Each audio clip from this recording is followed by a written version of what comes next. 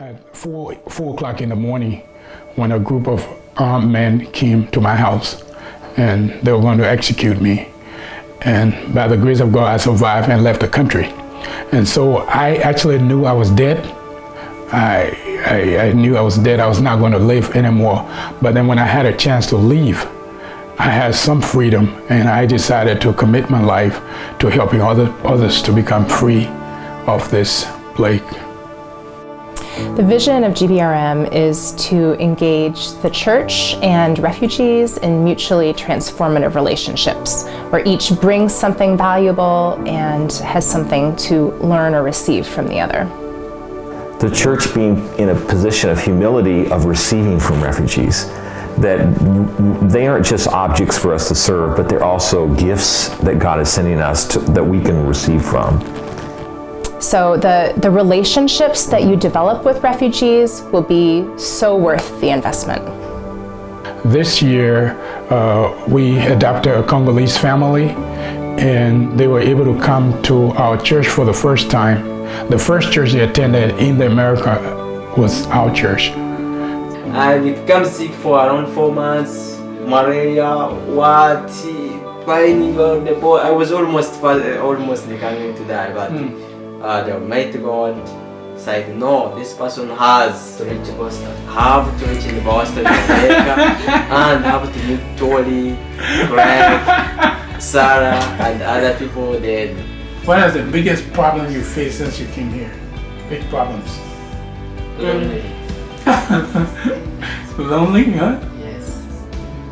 Being maybe alone because this country, some people are very busy, very busy, so it's not easy that.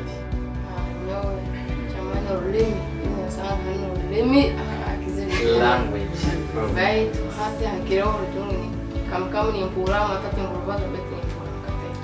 So she's saying that first time she reached here, she was completely disturbed by the language English.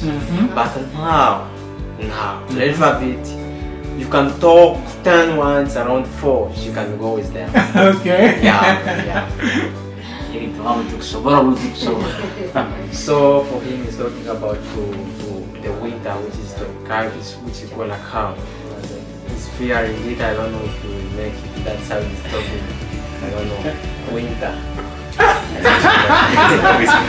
Yeah. I have to go to school.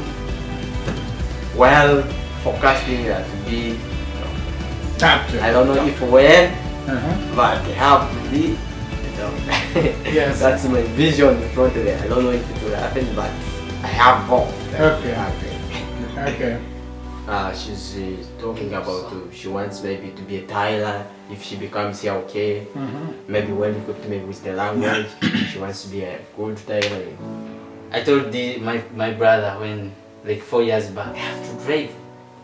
Before 2020, I have to drive. For him, he said, "Are you dreaming? You're wasting time." Now I'm seeing, I'm seeing the conditional permits.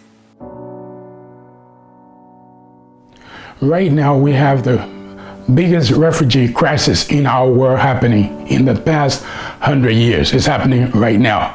And the United Nations cannot cope with it. The governments of the world cannot cope with it.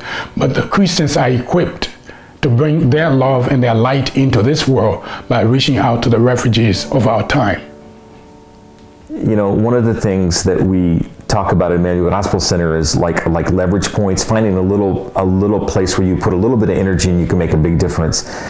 So we're at a critical point right now with Greater Boston Refugee Ministry. We've spent the first couple of years of our project in research and development, and we just last month graduated our first cohort of ambassadors and trainees with GBRM. So we are getting ready right now to launch open tables in 4 cities across eastern Massachusetts. So the church is awakening. In fact, we're getting more calls from churches now that we can even keep up with and going to respond and having info sessions and sit down. I thank God that the church is awakening and that they're looking to be engaged. And I feel like that's where we're at. However, with things like what happened just yesterday in Paris, I also anticipate there's going to be the part of the church that is fearful, that there could be a recoiling back based on what happened, and even that fear could be strengthened of the outsider coming into the United States and into Boston. So I fear that. And so I would say to the church, we need to take courage, we need to love, we need to trust God. Yes, our government needs to be wise, but for us, we need to be courageous and loving and not let fear take hold of us. Can you please describe what God means to you? God, for me, that one I can describe it with a lot of passion. God is life. Oh my, that's Yes. good. Because if there is no God, I think there is no life. And you have to remember that God is the one who created life. So to me, God is life. God wants the church's heart, and He wants us to care about what He loves. And our new refugee neighbors that are coming, He loves them desperately, and it's important that we join Him in that work. Big problems, big opportunity. The biggest opportunity the Church of Jesus Christ has today to bring the gospel to the world is in the midst of the crisis of thousands of people, in fact millions of people who have been removed from their homelands. Many of these countries do not have the opportunity to have freedom of religion, but when people move out and go to other places, they have a chance now to hear the gospel freely.